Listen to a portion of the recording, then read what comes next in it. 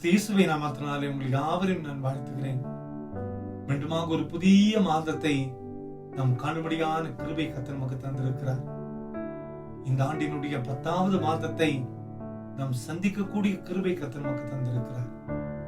அன்பான குடும்பத்து மக்களே, அவரை நம்பி இந்த காலை நேரத்தில் வந்திருக்கிற நம் ஒவ்வொருவரையும் பார்த்து ஆண்டவர் சொல்லுகிற ஒரு வார்த்தை, எசையா 60:2 அவருடைய மகிமை உன்மேல் காணப்படும் என்று திருமறை சொல்லுகிறது. இந்த புதிய மாதத்தை ஆரம்பித்திருக்கிறோமே, நிச்சயமாய் அவரை நம்பி அவருடைய சமூகத்திலிருந்து ஆரம்பிக்கிற இந்த மாதத்திலே அவருடைய மகிமையை நாம் காணப்போகிறோம். நம் மீது ஆண்டவருடைய மகிமையை பிரகாசிக்க செய்ய போகிறார். இதுவரை நமது வாழ்க்கையில மகிமை இழந்து நொந்து போய் வேதனையோடு பாரத்தோடு காணப்பட்டிருக்கலாம். ஆனால் இந்த புதிய மாதத்திலே ஆண்டவர் சொல்கிறார், என்னுடைய மகிமையை உன்மேல் நான் வெளிப்படுத்துவேன். ஒருவேளை இந்த காலை நேரத்துல இந்த புதிய மாதம் எப்படிப்பட்டதா இருக்குமோ என்று சொல்லி கலங்கி நிற்கலாம். கவலைப்படாதிருங்கள். ஆண்டவர் சொல்லுகிற வார்த்தை, என்னுடைய மகிமையை உன்மேல் வெளிப்படுத்துவேன். உன்னை மகிமைப்படுத்த போகிறேன். நான் உன்னோடு கூட இருப்பதை நீ உணர்ந்து கொள்வாய். என்னுடைய மகிமையை ஒவ்வொரு அசைவிலும் நீ காணப்போகிறாய். இந்த புதிய மாதத்திலே அவருடைய பிள்ளைகளாய் அவருடைய சமூகத்துல காத்திருக்கும் போது அவருடைய அசைவையும் மகிமையும் நாம் ஒவ்வொரு அசைவிலும் நம்மால் பார்க்க முடியும். புதிய மாதம் முழுவதும் கர்த்தருடைய கரம் நம்மோடு கூட இருக்கும். அவருடைய மகிமையை நாம் உணர போகிறோம். இந்த மகிமை நம்மை இந்த உலகத்திலே வாழ வைக்கும்.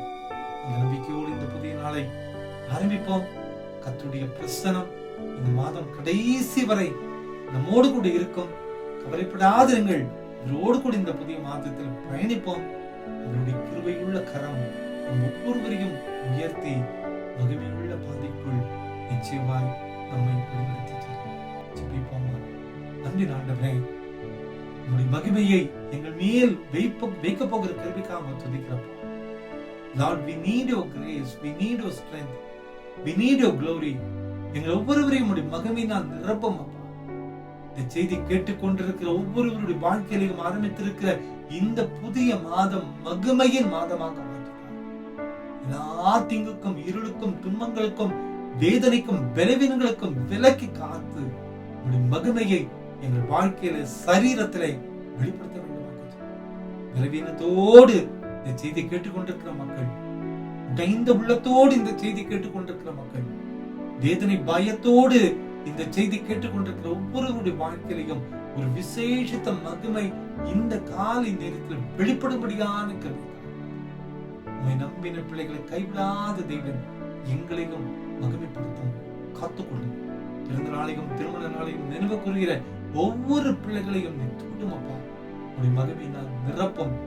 இந்த நாள் மகிமையின் நாளாக மாற்றுகிறார். இயேசுவின் மூலம் ஜெபங்களும் எங்கள் நல்ல பிதாவே.